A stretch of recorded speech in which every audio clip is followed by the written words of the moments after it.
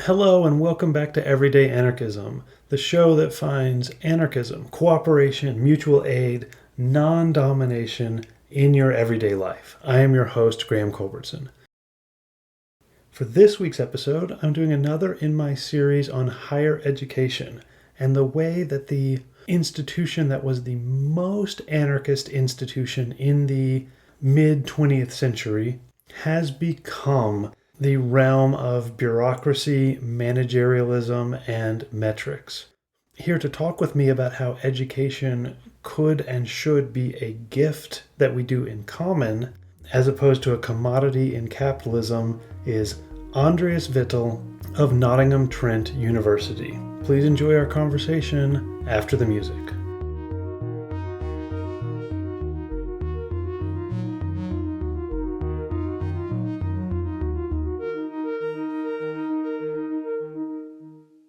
I'm speaking today with Dr. Andreas Wittel. Dr. Wittel is a senior lecturer in the School of Arts and Humanities at Nottingham Trent University, where he teaches and supervises graduate students in media and globalization. His current work focuses on the intersection of culture, education, and the digital commons.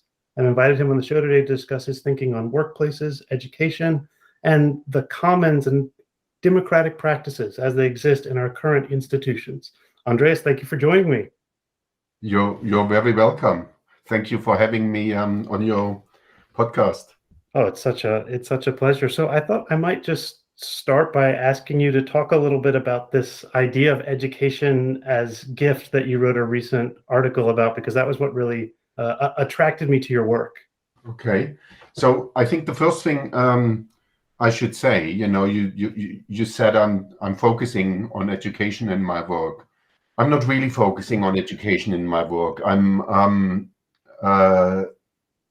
very interested in education and talk to students about it a lot. But I've only kind of really done this one article, and it was a sort of kind of extension from my interest in the commons and in commoning, thinking about how to sort of kind of rethink commoning in the system of education and higher education. And so Shall we start with commoning then, and then we can take it to education? No, I think we can do this. I'm sort of kind of just trying to explain where I'm coming from. I'm German. I've moved to the UK in '98, so I've been here now for 24 years, nearly 23. And I have sort of kind of witnessed the whole move away from a public funded university to the market, to higher education as a commodity, as a market. And I got really interested, and I wanted to kind of, see this kind of, I wanted to see what happens. While I would always prefer the kind of, public university to what we're having now. The public university was never perfect, and I sort of kind of really like kind of Bourdieu's work on how sort of kind of how education upholds the class system, which is not a good thing.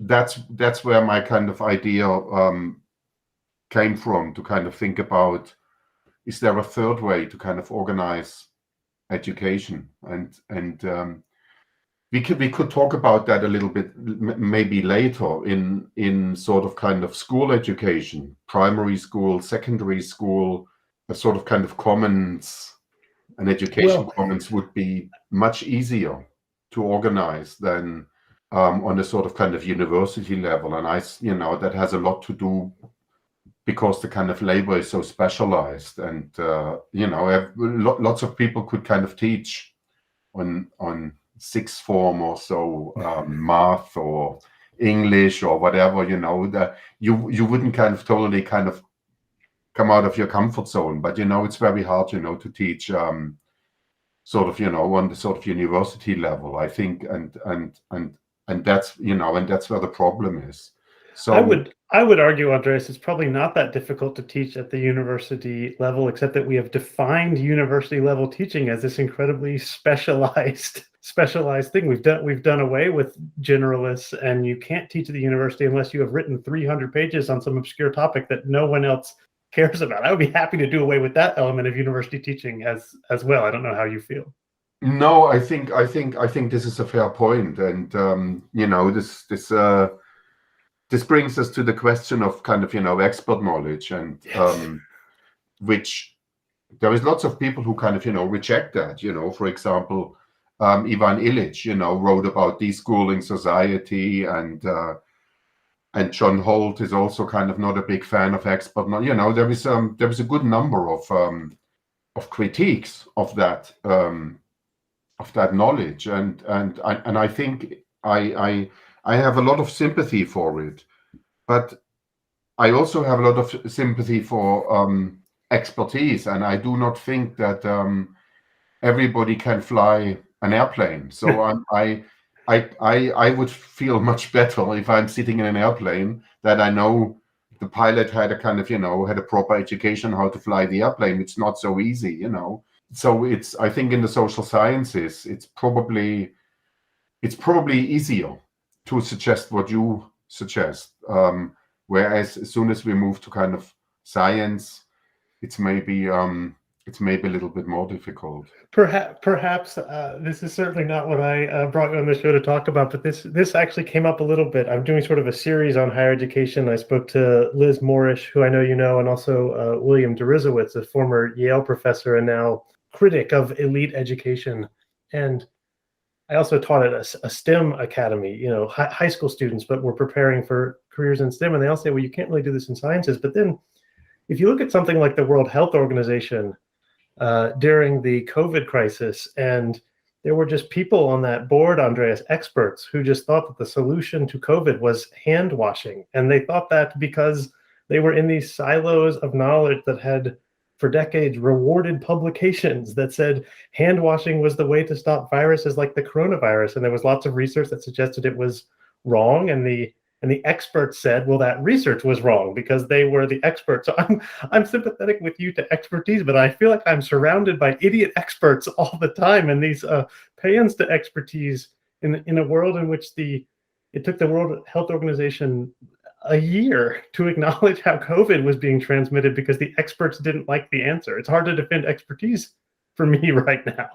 I don't know. I hear you, but and I think yes, at the beginning, hand washing was massively overemphasized. But I think so. It started all sort of in March last year. 1.5 years ago, and I think by summer it became clear that the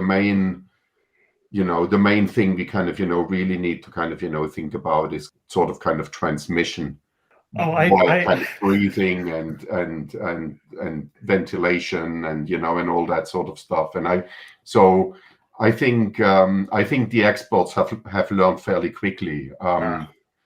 But fair enough. They probably many of them should have done better. But it was a new thing. So what I'm saying is I totally agree with you that lots of kind of experts aren't really experts, but I cannot so totally do away with the idea of expertise. I think it has a place in such a kind of specialized world in which we live.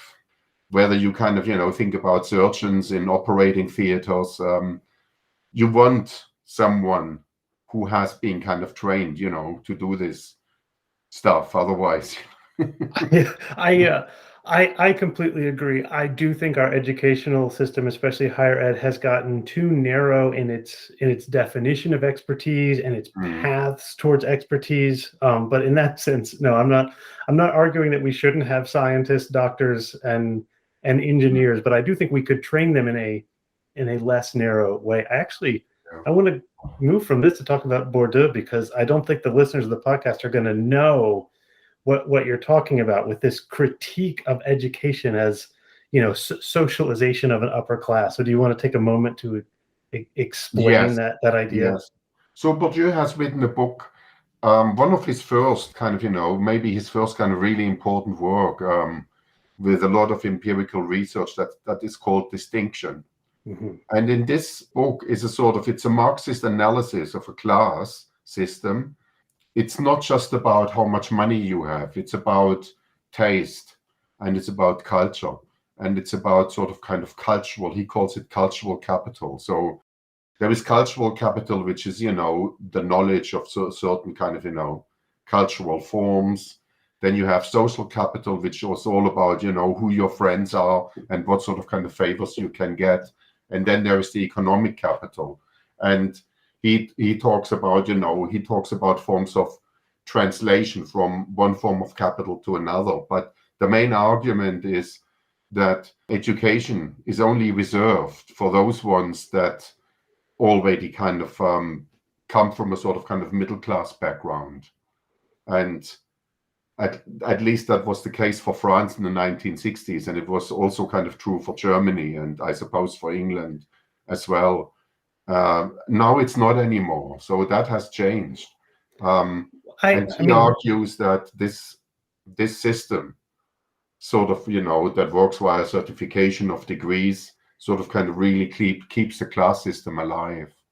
I honestly think, Andreas, it still exists. I mean, I've got a lot of experience teaching in American high schools, and you can tell when you ask the students what books they have read. So I taught at these elite high schools that students came from all over the state from, and you can tell in 10th grade the students who were on a clear course to something like the Ivy League have definitely read Shakespeare, and some of the other ones have not read Mm-hmm. Shakespeare in that sense. So listeners, the idea is at some point you're going to find yourself in a meeting, with a senator or a CEO or something, and that senator is going to quote Hamlet, and Yes. you're going to know Hamlet, and now you're in the club, whereas the poor bastard across the way from you has a blank look when Hamlet is quoted, and that guy's not going to get the promotion. That's the idea. That's Bourdieu in a nutshell. Exactly, and that's exactly what he talks about. And I don't think this is confined to France in the 60s. I don't think it's certainly as strong in America in 2021 as it was in France in the 60s. But I do think this idea of cultural capital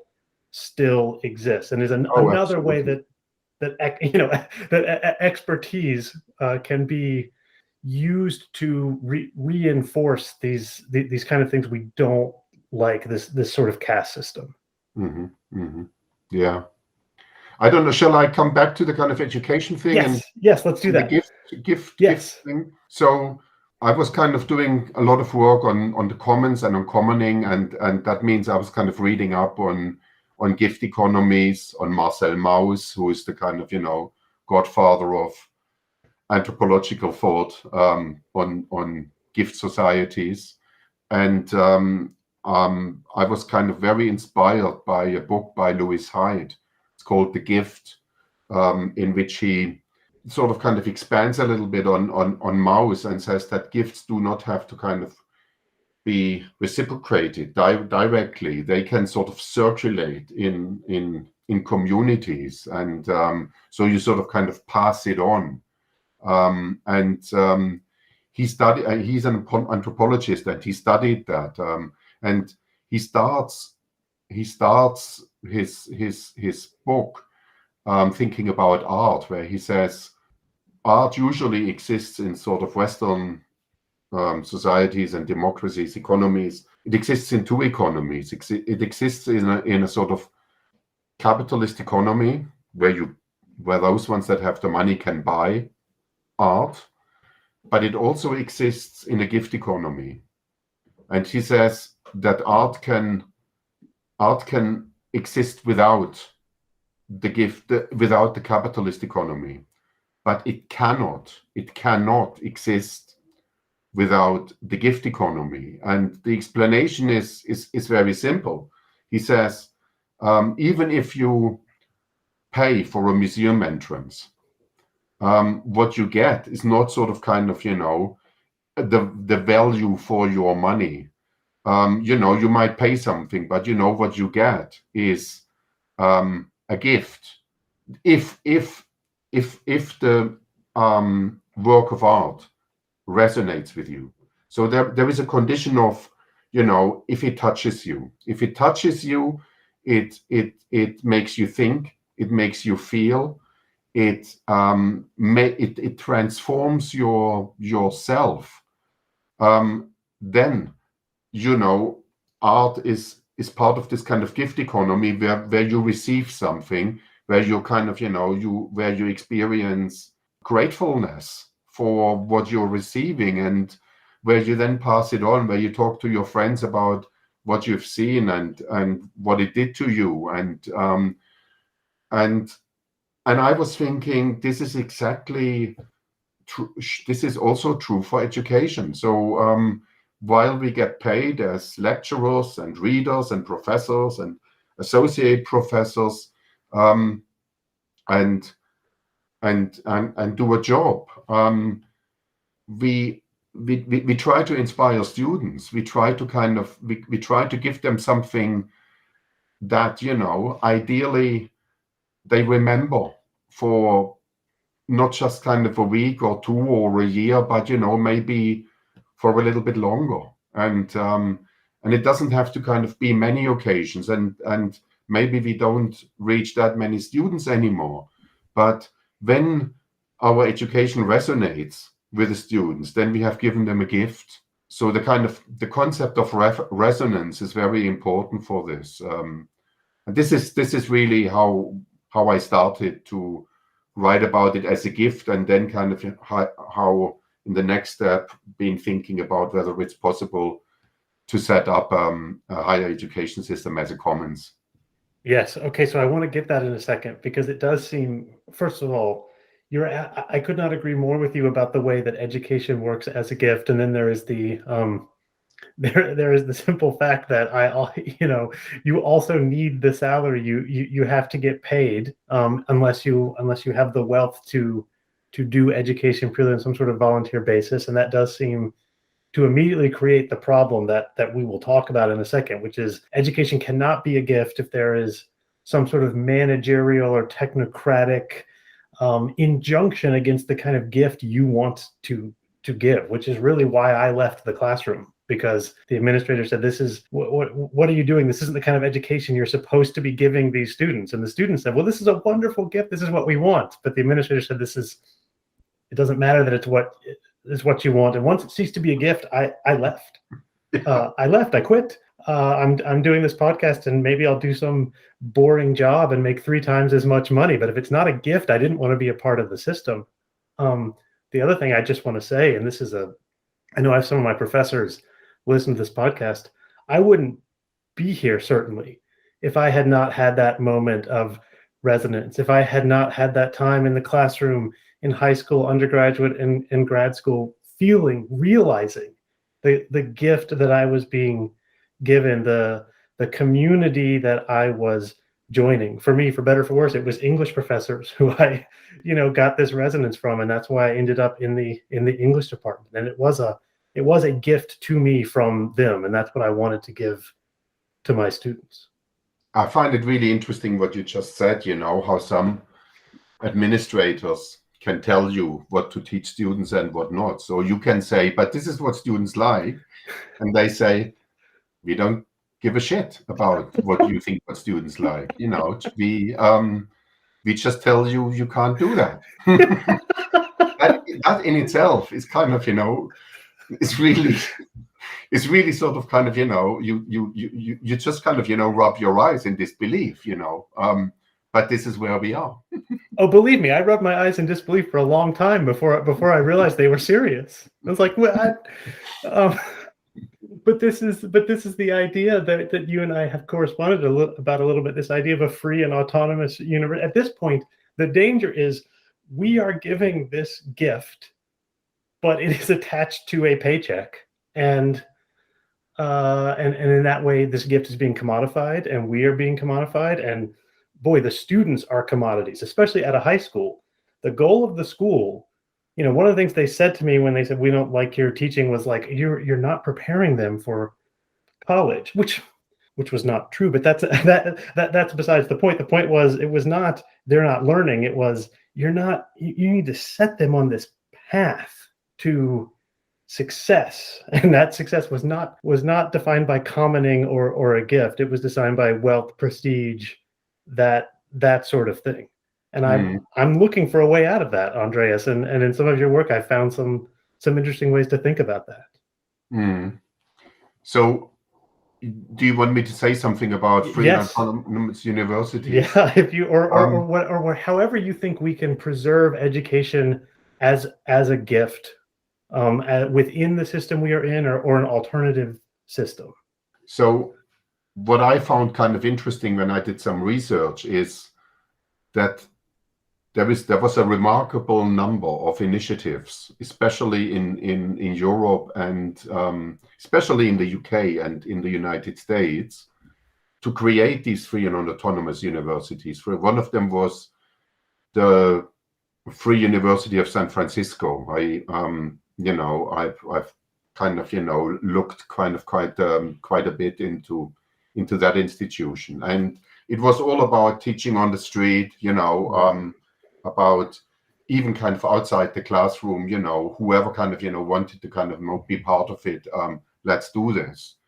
And in the UK there were kind of some initiatives, and I think the ones that I kind of liked most was not too far away from Nottingham, in Lincoln, which is about 1.5 hours driving, the Social Science Center.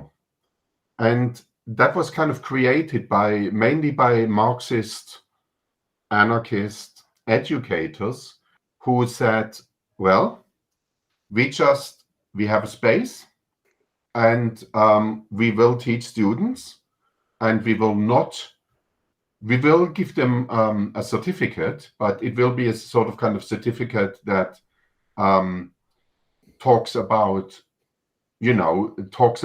what they have learned in a different way than saying, this was a low commendation, or or whatever, or a high pass. They have kind of decided to kind of write reports together with the students about and I thought, and there were maybe sort of 5-6 core people, and then maybe on the periphery there was another 5 or 6 who have decided, okay, I'll do a course here, I'll do a module, in terms of just kind of giving my knowledge to students, and for good numbers it worked quite well, and I kind of knew them quite well, and I have never sort of kind of really believed that they have really a chance to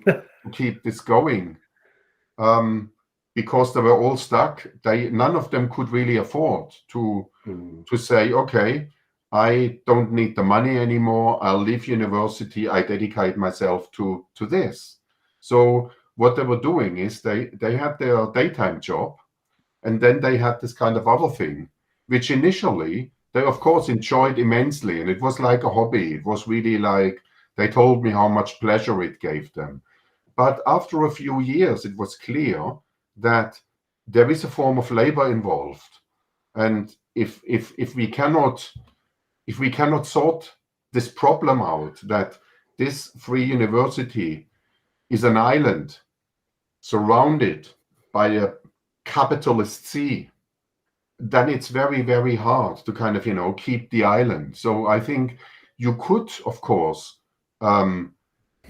create these free universities, but people would have to be secure when it comes to their living. So if they would sort of kind of get a general income, something like this, something that keeps them kind of, many, including myself, if the income would be good enough for me to feed my family, my kids, bring them up, of course I would leave the kind of university tomorrow. But as that's not the case, it all rests on enthusiasm, and it's very hard to keep projects going that are just kind of based on enthusiasm. And that's kind of one of the things that I've kind of been thinking a lot about the kind of, digital commons and digital commoning, where also a lot was initially based on enthusiasm, and things died eventually. So I love the kind of idea, but I do not see a route to kind of, and eventually, of course, it has been sort of kind of, it did die a death after maybe 6, 7, 8 years. And I experienced that with great sadness, but it didn't really come to me as a surprise. Yeah. Yeah, so I worked on some of these issues with a group of my high school students in a class called the Meritocracy, and we ended up reading David Graeber's Bullshit Jobs. And at the end, the students said, "Yeah." And at the end, the students, we read the chapter on universal basic income, and the students said at the end, "Yeah, this is the only thing that matters, right? Everything we talked about before, all the criticisms of the system do not matter." Because the system of credentialization and elite education is how you get money and jobs is how you get A, prestige and the meaning of life, and B, food. And they just sort of said, if we had universal basic income, we could throw away the first 11 weeks of this class. And if you don't have universal basic income, you can also throw away the first 11 weeks of this class. And it all depends. It all depends. And again, this was the argument against my teaching from my school. Is like, wait, maybe this teaching is great, but it's not what the students need to move up the chain to get what they want. And this anxiety is very real and justified. If you don't get the right education, who cares what you learn? But if you don't have the right credentials, you won't get the right job, and then you will not feed your family. And the desire to feed one's family is not an inappropriate desire, but that fear, that anxiety we all have seems to be the thing that's preventing this kind of education. Yes. But I think it would be a boring podcast if we just said, we need universal basic income and then everything would be fine. The end. That wouldn't lead to an interesting conversation, I don't think. I am not even sure if everything would be fine. As long as we as long as we would have universal basic income within a capitalist system, we could hardly survive on it. I bet this would happen. So I would rather probably in sort of kind of a little bit disagreeing with Graeber and others. I would probably, even though I kind of really like the idea, obviously, but I think a better way to kind of go about it is to offer free transport, free education, free food, free heating, all the kind of all these needs, free internet, and then on top of that we can then sort of kind of find ways where we could still have some sort of trades and exchanges, whatever. Yeah, this is definitely one of the maybe like most interesting and least important aspects of left-wing thinking of how in a world in which we collectively provide for everyone, what would be the best way to do that? Because the tricky part is not the best way to do that, but the worldwide commitment to provide for everyone. I think that's what's missing, and I think we could work the other stuff out. I totally agree with you. Yes, this is really the problem. There is, and nobody has an answer to that. It seems like I don't know. I mean, it seems to me like we can't create this world. I think we just have to kind of wait longer and longer for this system to crumble until this is the late capitalism argument. This is a Marxist argument that I'm not particularly convinced by. Any day now the system's going to break down. And it is breaking already, I think, but I think this is where the kind of struggles come about. But it's very difficult. We cannot just wait, obviously, but we at the same time cannot. Nobody has an idea. So what are we doing? I mean, Graeber had some ideas, a debt strike, which is really interesting, but again, in order to kind of, make it happen, you need to kind of convince a broad part of the population to kind of, participate.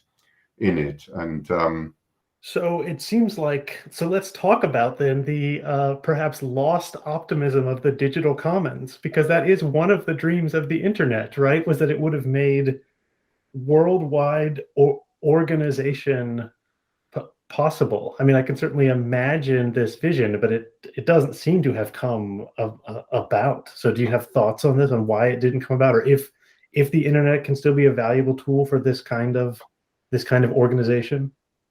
yes, I do. I do have thoughts on that. I mean, it was Joachim Benkler who initiated the sort of kind of term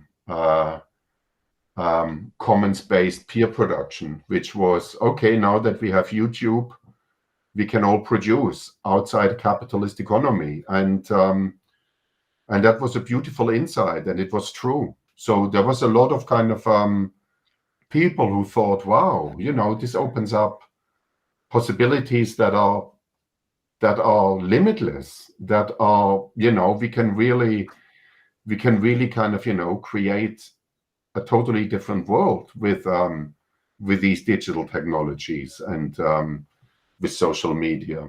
There were two flagship projects that have been endlessly quoted. One of them was Wikipedia as a form of knowledge commons, and the other one was free and open source software as a sort of kind of information commons, software commons, and both of these projects have been very successful and still are. The problem is they have never, that the digital commons has never kind of really moved much beyond that. So let's give you an example. Why does someone like Jonathan Franzen, who kind of spends 10 years on a book, why does he not decide to just publish it, let's say, in the Creative Commons with a kind of, license that is available for everyone and everybody can share it and everybody can read the book for free? Well, the answer is that he wants to make sure that he can live as a writer. So maybe he doesn't need all the money, maybe he's kind of rich enough now, but initially that was the case. So lots of kind of people who produce cultural products, music, film, whatever. Film is massively expensive, video games, even more expensive. They can't just say, okay, let's give it a kind of, a Creative Commons license so that everybody can kind of access it for free. It undermines this in the same way that we talked about the Social Science Center in Lincoln or free and autonomous universities. If you don't get paid for the labor and you live in this kind of, capitalism, then you can't really do this. And the reason why it works with Wikipedia and it works with free and open source software is very simple.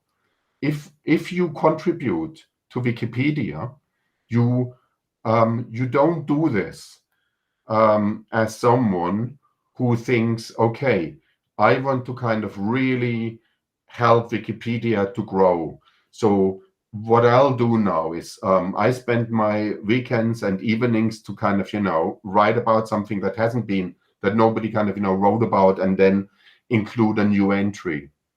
You're very likely to do this if you're already kind of a specialist. So, if you have let's say, you write an entry on globalization, it's very likely that you are an academic and not a shopkeeper, taxi driver, cleaning woman, air hostess, and no disrespect to them, but that's not their expertise. So they couldn't do this. So it's very likely that academics would sort of kind of contribute to, to kind of the growth of Wikipedia, but they get paid anyway. Yes. I think So Louis Menand made this that brings argument. us to this, and it's the same principle with free and open source software.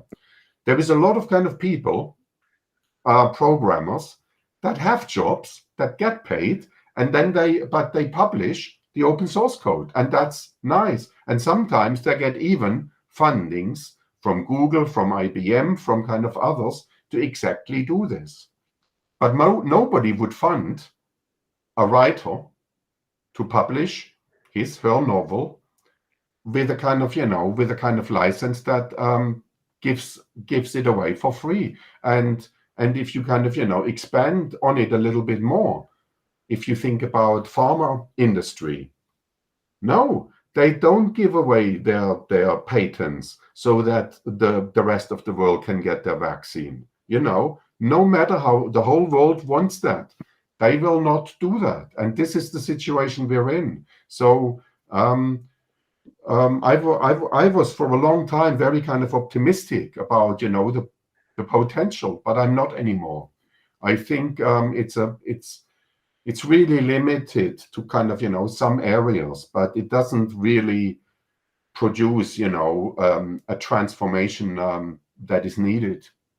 Yeah, one of my most recent guests, his last book was called "The Death of the Artist" by William Deresiewicz, and it is precisely about this issue. So in some ways, the old bad corporations were smashed, and now anyone can publish their book for free. But the only people who have made money off this is Google and Amazon. Less money is actually flowing to the authors, even though we have these tools that seem to offer the capability of this massive freedom, and all it has really resulted in is fewer people getting paid, and honestly fewer authors getting paid. Franzen is an exception. The middle class, Deresiewicz's argument, which is very convincing, is the middle class of cultural producers, of artists, has disappeared, and that money went to Amazon and Google. It didn't go to Simon and Schuster, but it certainly didn't go to the writers. Yes. And I think Louis Menand at Harvard has made the same argument about Wikipedia, that Wikipedia is essentially parasitic. These institutions are creating all of this knowledge, and they're paying people to create this knowledge.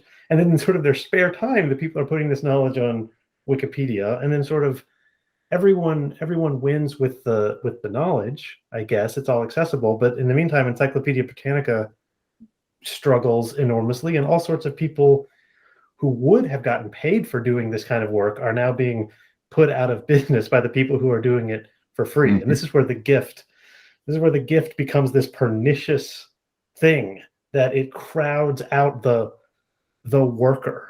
But I want to keep the gift. I want to keep the gift. Absolutely. I don't want to go back.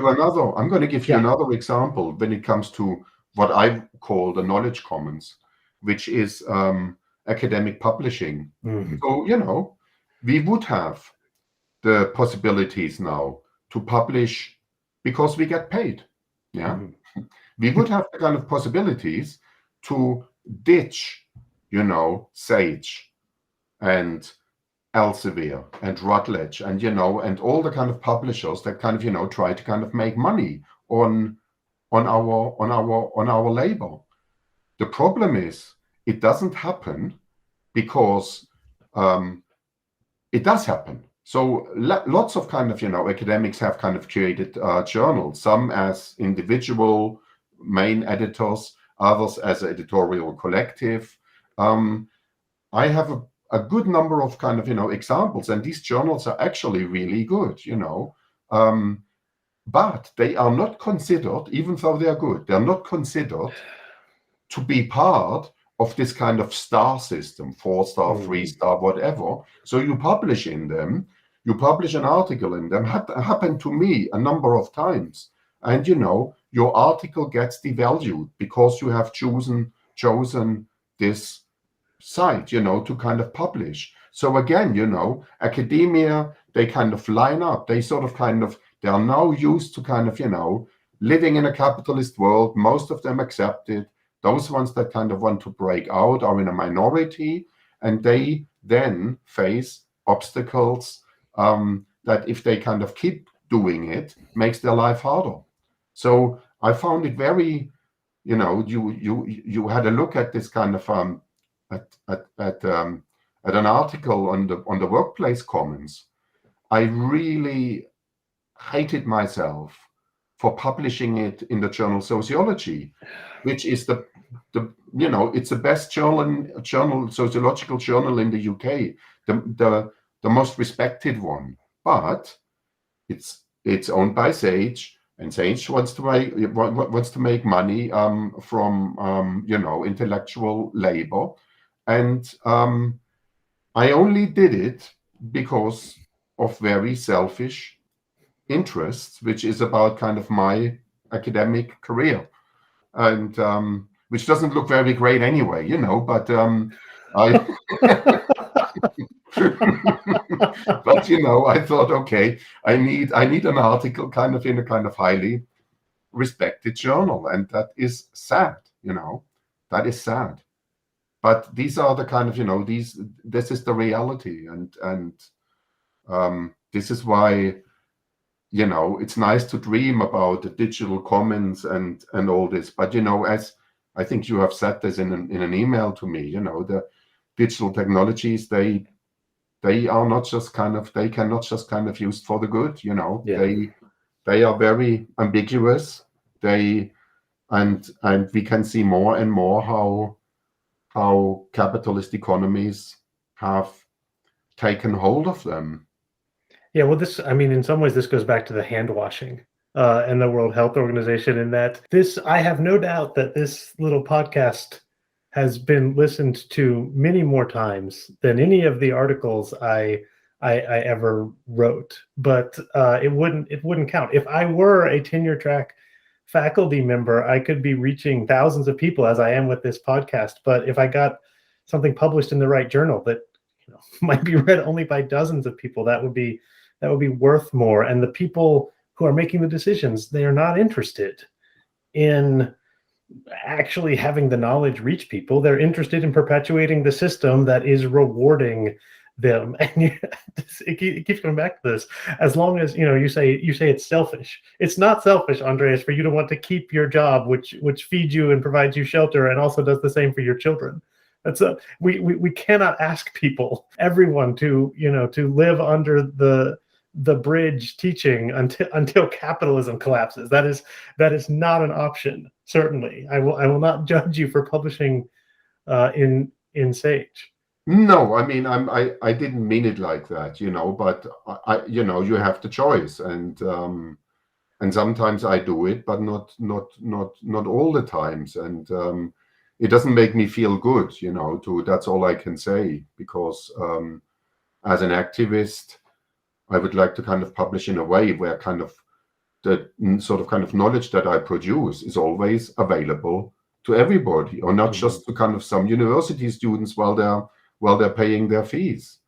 And that system in itself is insane. There's no other way to kind of to describe that, to lock it away like this. Yes, I agree. It is insane, except, as we've said, it serves to perpetuate the system that creates this knowledge.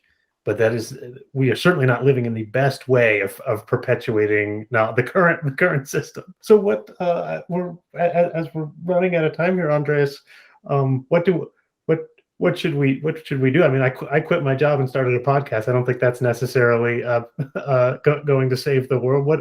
What can we do as we are in these systems that, as I think we mentioned certainly in an email, these systems do depend on us giving gifts, going above and beyond, and yet in some ways they seem to parasitize our gifts, our emotion, our care, our support for one another. So I'm looking for some suggestions. And I wish I had them. I think that this critique that the system depends on it is right. But I also see that the system turns the world of work more and more in a form of slavery, where it doesn't depend on our gifts anymore, where it just forces people to do stuff via all sorts of kind of bureaucratic mechanisms and processes. So I think, I think it will eventually crumble. I don't know how and how all is this, how I do not have an answer.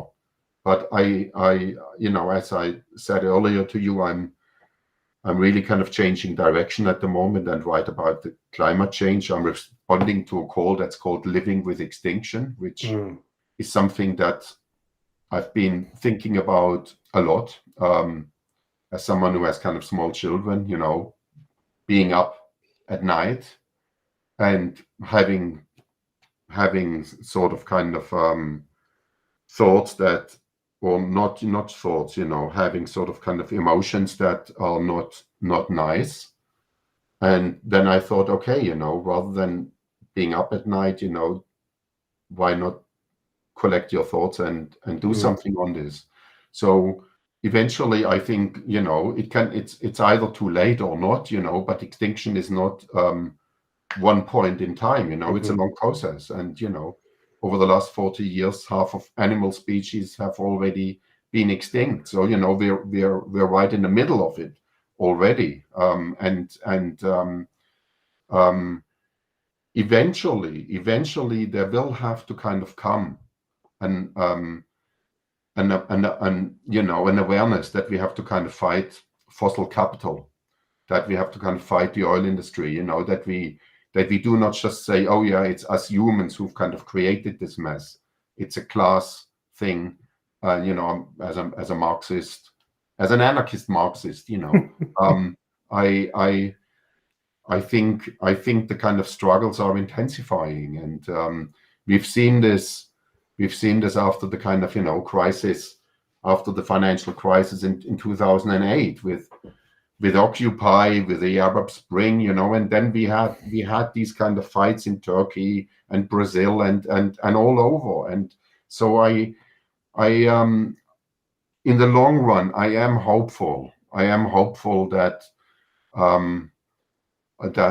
capital will not win this, will not succeed. But I unfortunately, and I wish I could, but I can't sort of kind of project away and say, this is what we need to do. Well, actually, I do like this. I think I said early in our conversation that I don't believe this sort of Marxist narrative that capitalism is going to, fall apart. But from an environmental standpoint, and this is where, Kropotkin is maybe more valuable than someone like Marx. From an environmental standpoint, it will. It has to. It can't. This kind of exploitation cannot continue. And the billionaire fantasy that we can just go to space and get some resources, which is maybe just the billionaire fantasy that they can go to space and leave us behind, that is a fantasy. And then go ahead. Can I just show you a beautiful book? It's called Capitalism in the Web of Life by Jason Moore. He talks about cheap nature. He talks about how capital has produced cheap nature in all sorts of ways, when it comes to food, when it comes to resources such as oil, when it comes to, anything really. And he says we are now at the point where the costs of further creating cheap nature are not really doing anything anymore. They will only kind of, they will only make everything kind of, worse and more expensive. So there is a sort of kind of hope in there that even though it might be, very, very late, that a change of direction will have to kind of happen. Yeah. I don't know. I mean, I will take this as hope. The system is going to destroy the very ecology that sustains humanity. So that is right there, the death of the system. And we just simply need to remind everyone of this, and then remind them that people for centuries have been proposing another way. And then we have to try and wherever we sit, we have to try and create that other world. And you're right that the activists have been doing it, at least since the WTO in Seattle, and we just have to keep doing it. I agree.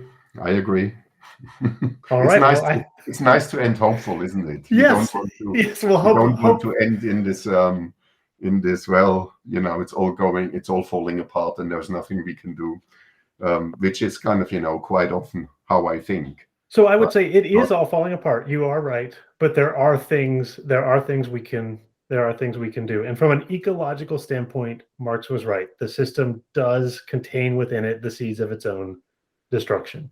If you are killing the bees to create flowers, you will soon find yourself with no bees and no flowers. That yes, cannot continue. yes. But also, if you think that you could sort of kind of do that you could trade carbon, emissions, and kind of, say, okay, you are the poorer countries, you don't need that many, so we pay you so that we can have more. I mean, that is the kind of, already kind of form of insanity where you kind of think, hey, this cannot.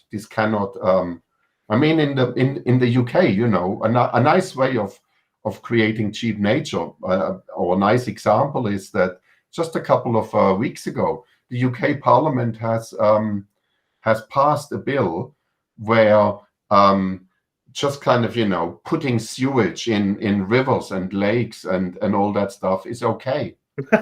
um,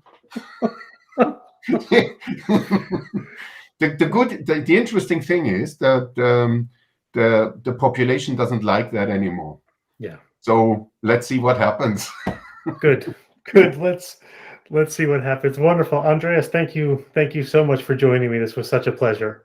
Yeah, it was a pleasure talking to you, and let's keep in touch. Absolutely. Okay, thank you so much. I hope you enjoyed listening to that. I must say it was an absolute pleasure to talk to Andreas. I just wanted him to give me a little bit more hope about what we can do to reclaim society. But you heard him. The answer is that we have to destroy capitalism, or as I prefer to call it, managerial feudalism, by forms of a universal basic income or guaranteed food and shelter. However you do it, I don't care, people. Just get out there and do it. So thanks so much to Andreas. And now please email me if you have any questions or comments at everydayanarchismpodcast@gmail.com. This is also the part of the show where I remind you that this is a totally listener-supported podcast. No sponsors, no ads, no grants, no paywall. So for the show to endure, I need listener contributions. Please go to everydayanarchism.com if you can make a monthly donation. If you're unable to make a monthly donation, you can also support the show by leaving a review on Apple Podcasts, telling a friend, sharing it on social media, and any other way you can think to get the word out. Thank you so much. All that's left to say is that the music, which you're about to hear, is by David Hill.